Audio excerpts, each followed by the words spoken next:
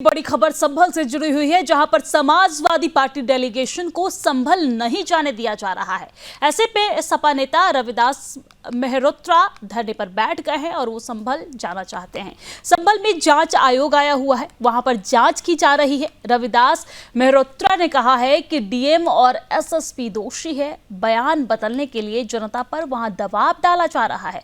हम चाहते हैं कि हाई कोर्ट के वर्तमान न्यायाधीश से जांच कराई जाए और बीजेपी ने प्रशासन से दंगा कराया है, ऐसा उनका आरोप है और कहा है कि जांच से पहले डीएम और एसएसपी को हटाया जाए। संभल नहीं जाने देने पर सपा मुखिया अखिलेश यादव ने कहा है कि प्रतिबंध लगाना भाजपा सरकार के शासन, प्रशासन और सरकारी प्रबंध की नाकामी है। ऐसे प्रतिबंध अगर सरकार उन पर पहले ही लगा देती जिन्होंने दंगा फसाद करवाने का सपना देखा और उन्मादी नारे लगवाए, तो संभल में सौहार्द शांति का वातावरण नहीं बिगड़ता। भाजपा जैसे पूरी की पूरी कैबिनेट एक साथ बदल देते हैं, वैसे ही संभल में ऊपर से लेकर नीचे तक का पूरा प्रशासनिक मंडल निलंबित करके उन पर साजिशन, लापरवाही का आरोप लगाते हैं और सच्ची कार्रवाई करके बर्खास्त भी करना चाहिए। किसी की जान लेने का मुकदमा भी चलना चाहिए। भाजपा हार चुकी है। इसी बीच एक बड़ी खबर भी हम आपको बता दें। इसी बीच बड़ी खबर संभल से जुड़ी हुई ये है कि सपा नेता को संभल जाने से पुलिस ने रोका है। माता प्रसाद पांडे को पुलिस ने आवास पर रोका और जिसके बाद प्रदेश अध्यक्ष श्यामलाल पाल को हाउस अरेस्ट किया गया है। तो ये बड़ी जानकारी हम आप तक पहुंचा रहे हैं, जहां पर सपा नेता को संभल जाने से रोका गया है पुलिस प्रशासन के द्वारा। माता प्रसाद पांडे को पुलिस ने आवास पर ही रोक दिया। प्रदेश अध्यक्ष श्यामलाल पाल को हाउस अरेस्ट किया गया है और दिल्ली से 3 सपा सांसद संभल जाने के लिए रवाना हुए। समर्थकों के साथ सड़क पर बैठे नेता प्रतिपक्ष माता प्रसाद पांडे और वहीं से लेकर सपा नेताओं के बयान भी सामने आए हैं। सुनवाते हैं आपको किसने क्या कुछ कहा है।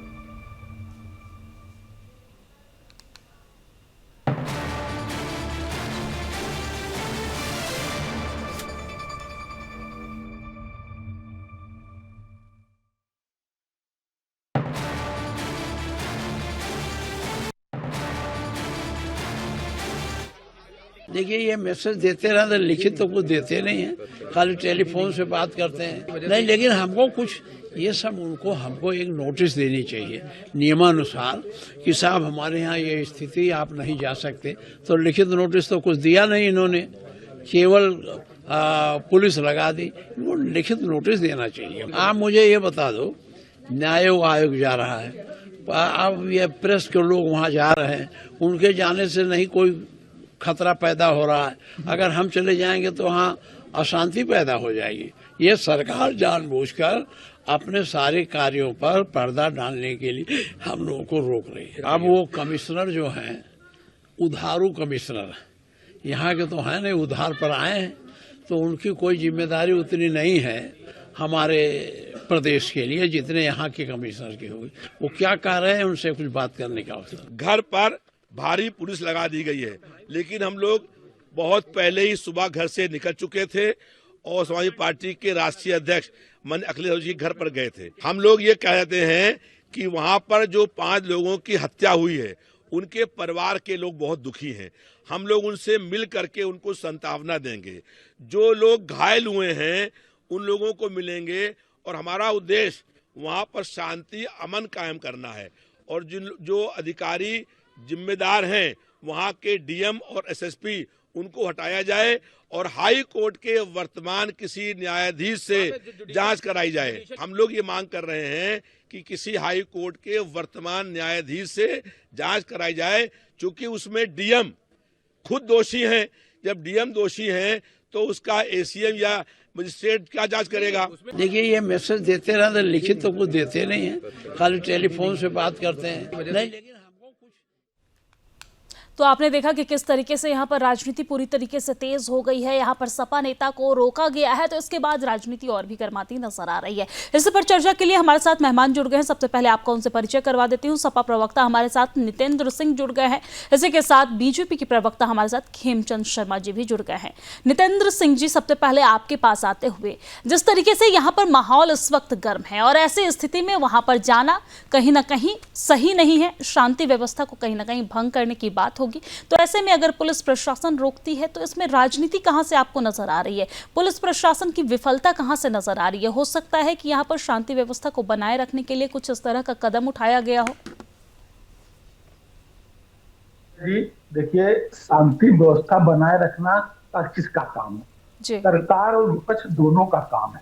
और मुझे नहीं लगता है कि जब वहां माननीय मुख्यमंत्री जी को पहुंचना चाहिए और जो पीड़ित लोग हैं, जिन लोगों की जाने गई हैं, उनके परिवारों से मिलकर के उनको सांत्वना देनी चाहिए और उनकी सुरक्षा की जिम्मेदारी महसूस करनी चाहिए और आगे ऐसी घटनाएं न हो इसके लिए आश्वस्त करना चाहिए। क्योंकि मुख्यमंत्री अपने कर्तव्य का निर्वहन नहीं कर रहे हैं, तो मुख्यमंत्री के बाद सदन में दूसरा नेता होता है, नेता विरोधी दल। और हमारे क्या कुछ कह रहे हैं, सबसे पहले आपको सुनवाते हैं।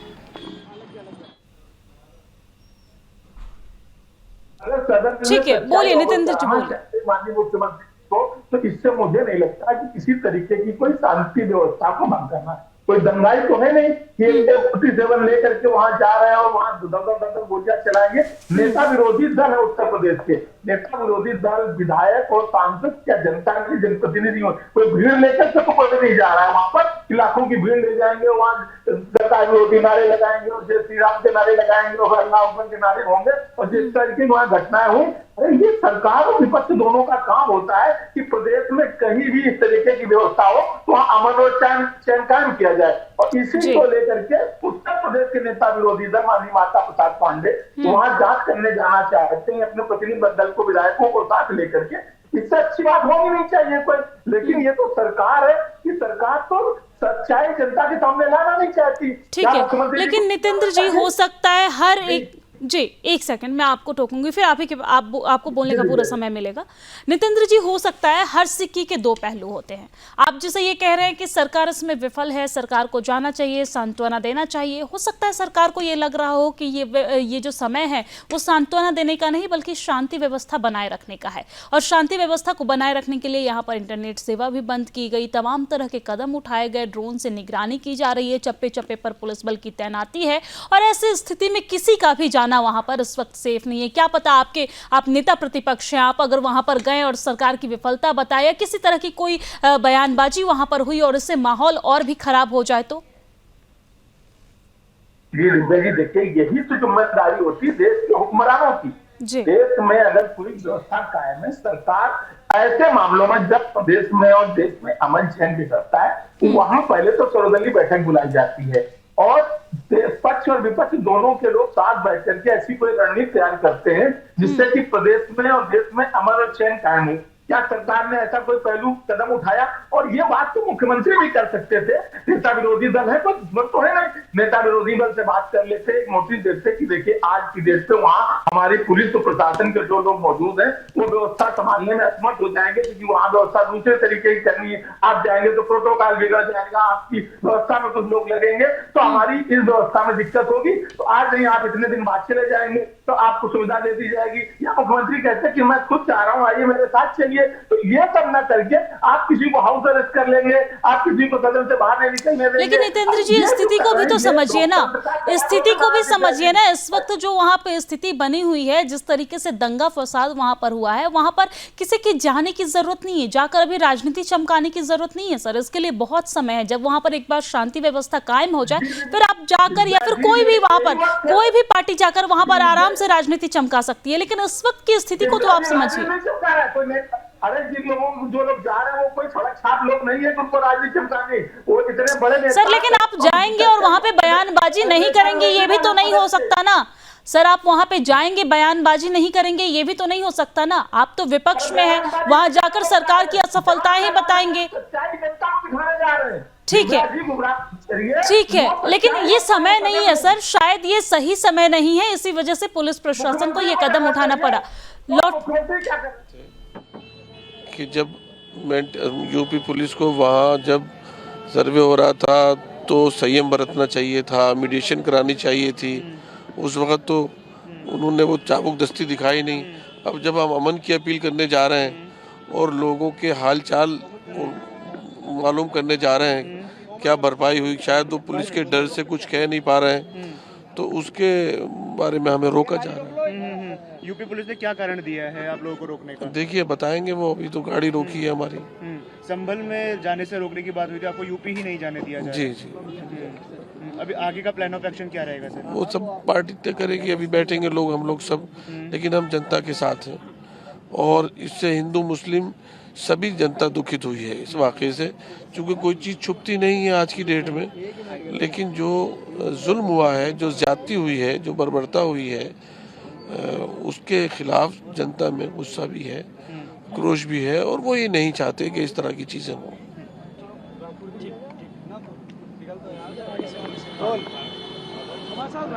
तो आप देख रहे हैं जिस तरीके से संभल में पिछले काफ़ी दिनों से, इनफैक्ट जब से दंगा हुआ है तब से यहाँ पर किसी के भी आने जाने पर रोक है। और जब ये चीज़ नियम कानून पहले लागू हो गया कि यहाँ पर कोई भी नहीं जा सकता है, इसके बावजूद भी विपक्ष की तरफ से यहाँ पर जाने की जिद की जा रही है। और इस तरह की तस्वीरें जब सामने आ रही है, जब पुलिस प्रशासन की तरफ से रोका जा रहा है, तो ये कहते नजर आ रहे हैं कि सरकार की विफलता है, इसी वजह से सरकार हमें रोक रही है। हालांकि तमाम तरह के आरोप लग रहे हैं। नितेंद्र सिंह भी लगातार तमाम तरह की बातें उन्होंने कही, उनके सवालों का जवाब ले लेते हैं। प्रवक्ता बीजेपी के हमारे साथ खेमचंद शर्मा जी जुड़े हुए। खेमचंद शर्मा जी, आपके पास आते हुए, तमाम तरह के आरोप आपके ऊपर लगाए जा रहे हैं सपा की तरफ से। सपा का यह कहना है कि ये आपकी असफलता है, इसी वजह से आप लोगों को नहीं जाने दे रहे हैं। साथ ही साथ ये भी आरोप आपके ऊपर लग रहा है कि यहाँ पर पुलिस प्रशासन जो है वो लोगों से बयान बदलने पर दबाव बना रही है, और हम जब वहां पर उनसे मिलने जा रहे हैं तो हमें जाने नहीं दिया जा रहा है। इन आरोपों को आप क्या कहेंगे? इन आरोपों पर आप क्या कुछ कहेंगे?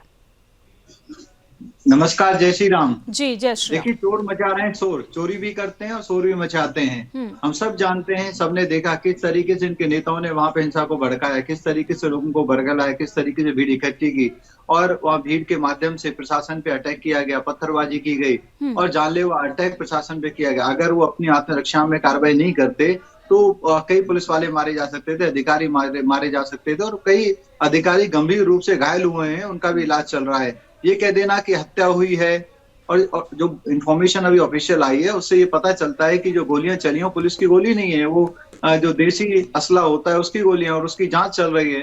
तो ये अपने आप में दिखाता है, ये टीवी के माध्यम से बयान दे के, ट्विटर के माध्यम से लगातार अफवाह फैला रहे हैं, लगातार झूठ फैला रहे हैं। तो ये लोग वहां पे जाके क्या करेंगे? ग्राउंड पे जाके और ज्यादा झूठ फैलाएंगे, तो इनको वहां कैसे जाने दिया जा सकता है? स्थिति को कंट्रोल में करना है, लॉ एंड ऑर्डर को कंट्रोल में करना है।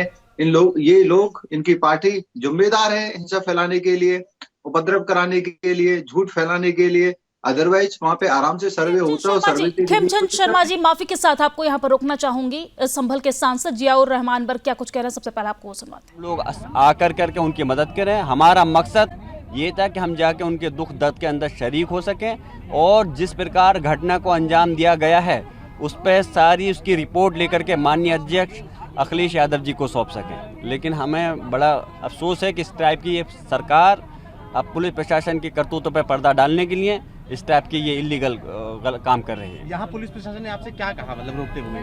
रोकने क्या, आप देख ही रहे हैं, सब आपके सामने है। कोई जवाब दें, क्यों रोक रहे हैं? क्या मतलब बनता है हमें जाने से? हम वहाँ पे अपने लोगों के दुख दर्द में शरीक होना चाहते हैं। हम सही रिपोर्ट लेना चाहते हैं कि जो लोग इसके अंदर इन्वॉल्व हैं, जिन्होंने वहाँ पर माहौल को ख़राब करा है, जो पुलिस प्रशासन के अधिकारी इसके जिम्मेदार हैं, उसकी एक पूरी रिपोर्ट बना करके माननीय राष्ट्रीय अध्यक्ष अखिलेश यादव जी को सौंपना चाहते हैं, जिससे कि आगे की हम कार्रवाई कर सकें। प्रशासन कह रहा है कि आपके या फिर नेताओं के वहाँ जाने से माहौल ख़राब हो जाएगा। आप ये बताइए, अगर नेताओं के जाने से माहौल ख़राब होता तो पहले सर्वे के दिन, जिस दिन 19 तारीख में हुआ था सर्वे, उस दिन मैं खुद मौजूद था और भी जनप्रतिनिधि मौजूद थे। उस दिन माहौल क्यों ख़राब नहीं हुआ? जुमे के दिन 22 तारीख में हम लोग खुद मौजूद थे, उस दिन माहौल क्यों ख़राब नहीं हुआ? माहौल ख़राब तब हुआ जब हम लोग वहाँ मौजूद नहीं थे।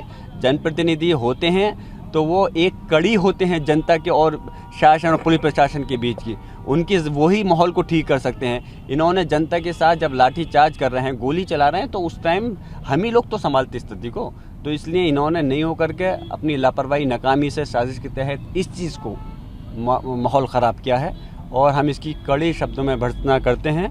और हम उम्मीद करते हैं अगर इस प्रकार से पुलिस प्रशासन और शासन से अगर हमें न्याय नहीं मिलेगा तो इंशाल्लाह सुप्रीम माननीय सर्वोच्च न्यायालय से हमें इंसाफ जरूर मिलेगा। एक आखिरी सवाल सर, अगर आपको आगे नहीं जाने देंगे तो आगे क्या कार्रवाई, क्या रणनीति रहेगी? अब उसकी माननीय राष्ट्रीय अध्यक्ष अखिलेश यादव जी से चर्चा कर करके फिर आगे हमारी परसों से फिर सदन शुरू हो रहा है। उस सदन में जा करके माननीय अध्यक्ष लोकसभा स्पीकर साहब से मिलेंगे कि देखिए कि किस प्रकार से हमारे संविधान की धज्जियां उड़ाई जा रही हैं और हमें वहां जाने से रोका गया। ठीक, थैंक यू सर।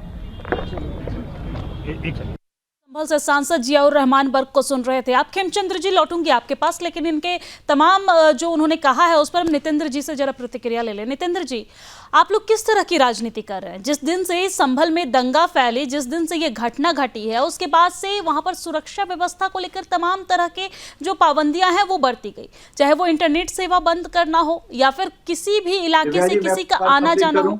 पहले नितेंद्र जी से मैं सवाल ले लूं, फिर लौटूंगी आपके पास खेमचंद जी।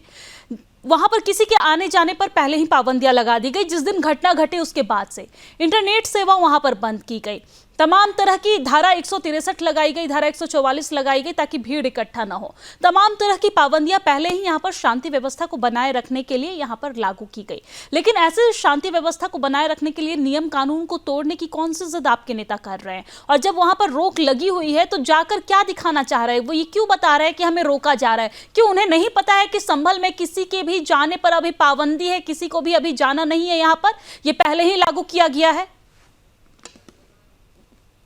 देखिए दिव्या जी, हमेशा सामाजिक व्यवहारिकता ये होती है कि जिनके बीच विवाद होता है, जब तक कोई तीसरा व्यक्ति वहां नहीं होता है वो विवाद शांत नहीं होता है। ये पुलिस और वहां के जनता के बीच का विवाद था। यहाँ कोई ना कोई जिम्मेदार व्यक्ति जाएगा, वही दोनों पक्षों के बीच के एक कड़ी बनेगा और तभी समझौता करा पाएगा। और जियाउर रहमान जो वहां के सांसद है, वो कोई विलायत के व्यक्ति नहीं है, वो उस क्षेत्र के प्रतिनिधि है। मुझे तो लगती है। लेकिन आप भूल रहे हैं नितेंद्र जी कि उनके ऊपर आपके सांसद और सपा के जो नेता है जियाउर रहमान, उनके ऊपर यह आरोप है कि उन्होंने ही हिंसा को भड़काया है। आप ये भूल रहे हैं। बहुत कम शब्दों में सर, बहुत कम शब्दों में, समय बहुत कम है। दिव्या जी, पुलिस को चाहिए, उनसे अपील करती है, वहां ले जाती है, उनको लेकर के वहां शांति व्यवस्था क्या हो सकती है? जो वो भड़का पुलिस बल्कि वहां दंगा भड़काने का काम कर रही है इस तरीके के लोगों को वहां रोक करके। बल्कि उससे जनता कोशिश होगी, जनता का प्रतिनिधि उनके बीच होगा, उनके आंसू पहुंचेगा, उनको सांत्वना देगा कि आगे तुम्हारे साथ अन्याय नहीं होगा। और पुलिस को भी कम से कम समझाएगा कि आप ऐसी कार्रवाई मत करें जिससे उतरे ना पड़ जाओ, तो वहां शांति व्यवस्था कायम होगी। बल्कि पुलिस इस तरीके का काम करके लोगों को भड़काने का। ठीक है नितेंद्र जी, लेकिन अभी भाईचारा निभाने का समय नहीं है। अभी समय है शांति व्यवस्था को कायम रखने का, और शांति व्यवस्था को किस तरीके से कायम रखना है ये उत्तर प्रदेश की पुलिस को बेहतर तरीके से आता है। लौटूंगी आपके पास। खेमचंद शर्मा जी भी कुछ कहना चाह रहे थे, उनको मैंने बीच में रोका। खेमचंद शर्मा जी अपनी बातें जारी रखिए। शर्मा जी। दिव्या जी, कोई ये चाहते हैं कि वो शांति स्थापित करने के लिए वो काम करेंगे। उन्होंने फसाद कराया है, लोगों को भड़काया है, लोगों को इकट्ठा किया है, लोगों को एकत्रित किया है, लोगों को उन्होंने प्रेरित किया कि आप हमला करें, पुलिस पे हमला करें, सर्वे टीम पे हमला करें, और कह रहे हैं कि वो शांति स्थापित करेंगे। कैसे शांति स्थापित करेंगे? लगातार टीवी पे झूठ बोलो, हत्या की है। किसने हत्या की है? कि आत्मरक्षा के लिए आपके घरों के बच्चे या आपके भाई बहन अगर पुलिस में होते और वो इस स्थिति में होते, जो पत्थर मारे जा रहे हैं, उन पे हमला किया जा रहा है, जानलेवा हमला किया जा रहा है, क्या करते हो? तो आत्मरक्षा नहीं करते? नहीं करनी चाहिए उनको आत्मरक्षा। क्या वहां पे बाकी जो हिंदू समाज है उनको मरने देना चाहिए था? किसी नहीं करते हैं, एक बार भी नहीं कह रहे। वो दंगाइयों की रिपोर्ट हम लेंगे, किसने दंगा किया, कहां से वो इतनी भीड़ आई, किसने वो भीड़ इकट्ठी की, क्यों भीड़ इकट्ठी हुई, क्यों उस भीड़ ने पत्थरबाजी की और लोगों पे हमला किया, पुलिस पे हमला किया, सरकारी तंत्र पे हमला किया। एक बार भी इनके मुंह से नहीं आ रहा है। ये कह रहे हैं कि हम पुलिस वालों पे, डीएम पे, मतलब आप दंगा भी कराओगे, प्रशासन को आप दोषी भी ठहराओगे, फिर चाहते हो कि आपको और दंगा कराने के लिए वहां पे जाने दिया जाए। ऐसा नहीं होता। और इसकी जांच चल रही है, स्वतंत्र रूप से जांच चल रही है। किसी भी ऐसे व्यक्ति को परेशान नहीं किया जाएगा जो दोषी नहीं है, जिसने परेशानी नहीं की, जिसने पत्थरबाजी नहीं की, जिसने पुलिस वालों पे हमला नहीं किया। ऐसे किसी भी परिवार को और व्यक्ति को परेशान नहीं किया जाएगा। जो दोषी है उसको छोड़ा नहीं जाएगा। जिन्होंने पत्थर फेंके, जिनके घर पे असला रखा था, असला मिले हैं, जिनकी छतों पे पत्थर जमा हुए हैं, और जो षड्यंत्रकारी हैं, जिन्होंने भीड़ इकट्ठी की, गांवों से भीड़ लाए, भीड़ ने वहां पे जो उधम किया, वो सारी चीजें सामने आनी चाहिए। ये तो ये मान के, यानी कि किसी भी निर्दोष को यहाँ पर परेशान नहीं किया जाएगा, लेकिन किसी भी तरीके से कोई अगर दोषी पाया गया तो उसे बख्शा नहीं जाएगा। आप दोनों मेहमानों का बहुत बहुत धन्यवाद हमारे साथ चर्चा में शामिल होने के लिए और चर्चा को आगे बढ़ाने के लिए। तो संभल माहौल में आप देख रहे हैं जिस तरीके से स्थिति बेहद गंभीरपूर्ण बनी हुई है। यहाँ पर शांति व्यवस्था को बनाए रखने के लिए तमाम तरह के कदम उठाए जा रहे हैं, तो वहीं पर यहाँ पर विपक्ष की तरफ से जिद की जा रही है कि हमें वहां पर जाने दिया जाए, लोगों को सांत्वना देने दिया जाए। हालांकि ये समय है शांति व्यवस्था कायम रखने की और इसको लेकर पुलिस प्रशासन लगातार काम कर रही है। इसी के साथ इस बुलेटिन में फिलहाल के लिए इतना ही, लेकिन देश और दुनिया की तमाम खबरों के लिए आप देखते रहिए सुदर्शन न्यूज। जय हिंद।